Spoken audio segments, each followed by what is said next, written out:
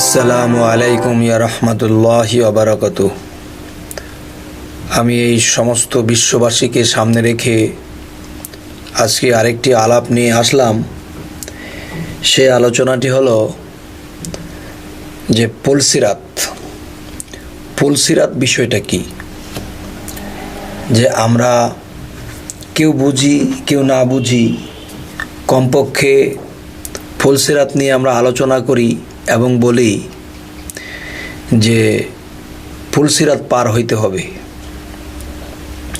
এখন দেখা যায় পুলসিরাত পার হইতে হবে মোনাজাতেও বলি যে আল্লাহ, বিজলির ন্যায় তুমি আমাদেরকে তোমার ইবাদত করেছি, তোমার কাজ করেছি, তোমার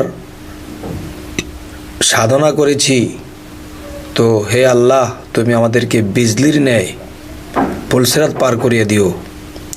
তো এমন কথা বলা হয়, কিন্তু যারা এসব বলে তারা কেউ এটার আসল গুমর বা আসল বিষয়টা যদি বুঝতো তাহলে পুলসিরাত পার হইতে চাইতো না। এখন দেখা গেছে যে পুলসিরাত পার হওয়ার জন্যে আমরা হুলস্থুল মোনাজাতে বলি, ওয়াজে বলি এবং বিভিন্ন আলোচনায় বলি যে হে আল্লাহ তুমি আমাদেরকে পুলসিরাত পার করে দিও। কিন্তু এই পুলসিরাত বিষয়টা যে কি, এটা কিন্তু জানা হলো না, এটা কিন্তু বোঝা হলো না। তাই আমি বলতে চাই, হুলস্থুলির মধ্যে এই জগৎটা চলছে।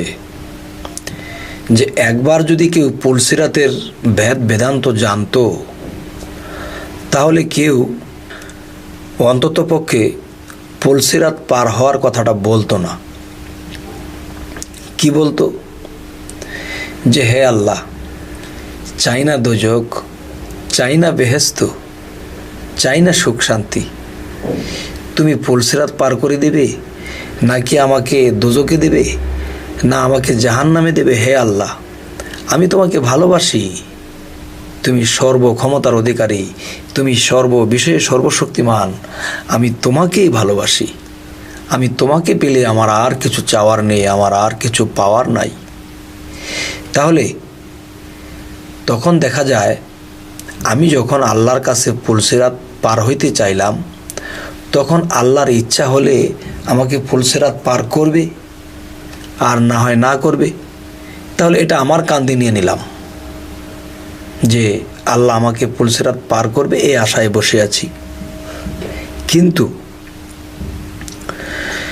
একদিনও বললাম না যে হে আল্লাহ, কিচ্ছু চাই না তোমার কাছে, তুমি আমাকে পার করো বা না করো, আমি তোমাকে প্রাণ খুলে ভালোই বাসবো, তোমার গুণ প্রচার করব, তোমার গুণগান করব, এতে তুমি আমাকে যা করো কইরো।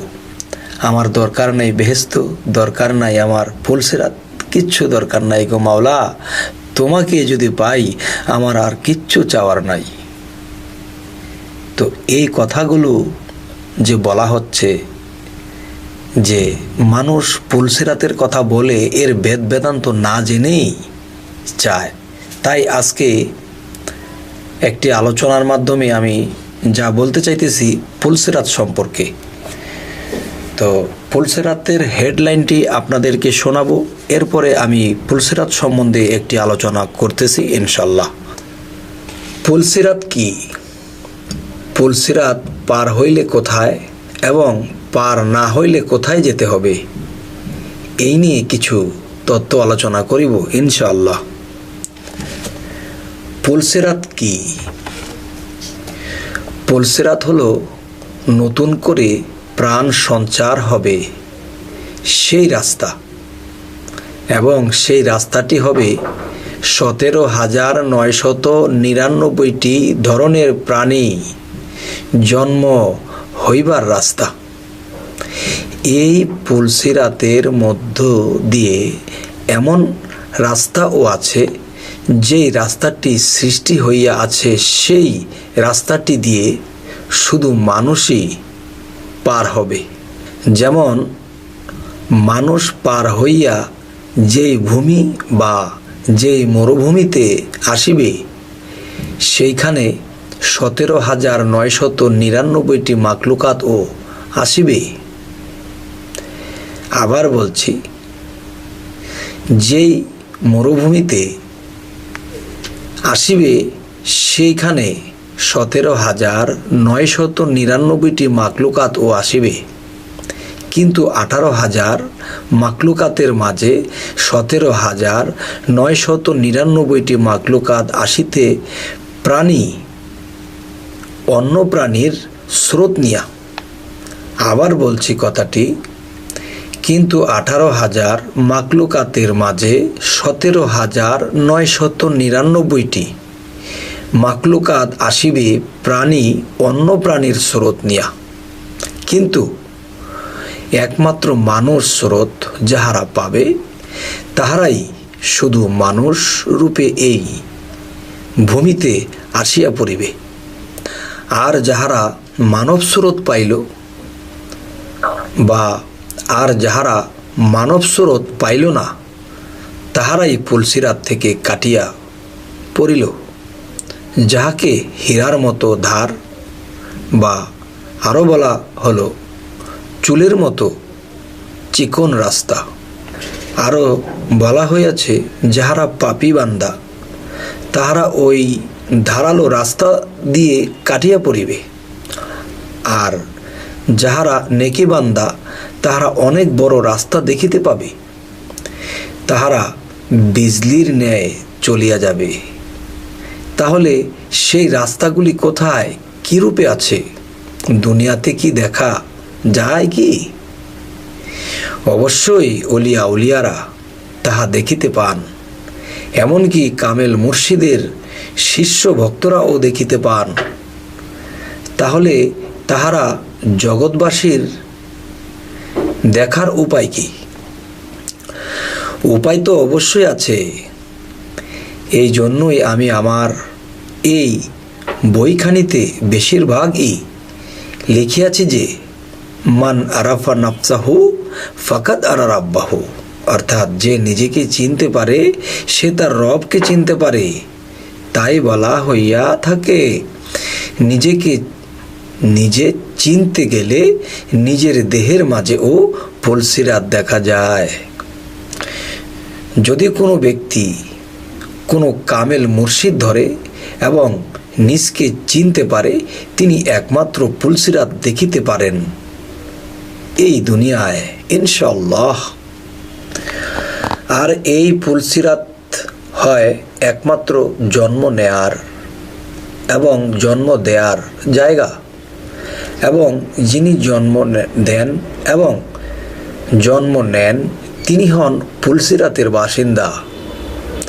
এবং এই পুলসিরাতের বাসিন্দা যাহারা, তাহারাই হইল আতঙ্কবাসী। বলা যায় না কখন গলায় লেগে যায় মায়া ফাঁসি। আরও একটি কথা, পুলসিরাত পার হইতে পারলে আমরা দুজকি এবং বেহেস্তি, কিন্তু পার না হইতে পারলে তাহারা হইয়া যাবে জাহান্নামী। আমি আরও একবার এই কথাটি বলছি। আরও একটি কথা, পুলসিরাত পার হইতে পারলে আমরা দুজকি এবং বেহেস্তি, কিন্তু পার না হইতে পারলে আমরা হইয়া যাই জাহান্নামী। তাই শামীম আলী বলে, পুলসিরাত পার হইতে চাইলে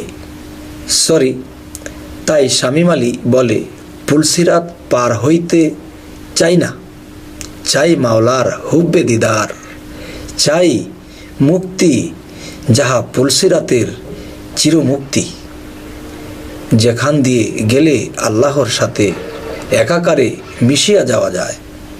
আজ শরীয়তের পেট থেকে হাকিকত ও মারিফতকে উদ্ধার যে বইটি, এখান থেকে পুলসিরাত নিয়ে কিছু আলোচনা করা হলো। এই আলোচনাটি সকল স্তরের লোকেদের জন্য নয়। যদি সকল স্তরের লোকে এটা শোনে আর যদি না বোঝে, তাহলে একটা খারাপ কিছু বলে ফেলবে বা একটা খারাপ কমেন্ট করে ফেলবে। তাই বলছি, যারা মুর্শিদ ধরেছেন এবং পুলসিরাত সম্বন্ধে বোঝা হয়নি, জানা হয়নি, এমন ব্যক্তি যারা, তারা এটা বোঝার জন্য হাকিকত ও তরিকত ও মারিফতের দৃষ্টিতে এই কথাগুলো বুঝে নিতে হবে। শরীয়ত শুধু পুলসিরাত পার হওয়ার জন্যে মোনাজাত করে থাকে, বেশি বেশি চেয়ে থাকে, কিন্তু আমি বলবো যে না, আমার দোজক, জাহান্নাম, পুলসিরাত, বেহেশত আমার কিছুটাই দরকার নেই। আমার শুধু দরকার আমার মাওলা, আমার খোদা, আমার আল্লাহ যদি আমার উপরে সন্তুষ্ট হন, তবে সন্তুষ্ট হওয়ার পরে আমাকে কোথায় দিবে সম্পূর্ণই তার ইচ্ছা। তাই আমি এর কোনোটাই চাই না। চাই না দোজক থেকে বাঁচতে, চাই না আমি বেহেশত প্রবেশ করিতে। আমি চাই মাওলার হুব্বে দিদার এবং আল্লাহর হইতে চাই। যদি একবার আল্লাহ মুখ ফুটে বলতো বা আমাকে ইশারা করতো যে হে শামীম আলী, আমি তোর প্রেমে সাড়া দিলাম, তোর ভক্তিতে আমি সাড়া দিলাম, তোর সেজদাতে আমি সাড়া দিলাম, আমি তোকে আমার করে নিলাম, এতটুকু আশায় আছি, আর সমস্ত কিছু আমি আলাদা করে রেখেছি। চাই না দোজক, চাই না বেহেশত, চাই না পুলসিরাত পার, চাই গো মাওলা তোমার হুব্বে দিদার। আজ এই কথাগুলো বলেই রাখছি ইনশাআল্লাহ। আল্লাহ হাফেজ।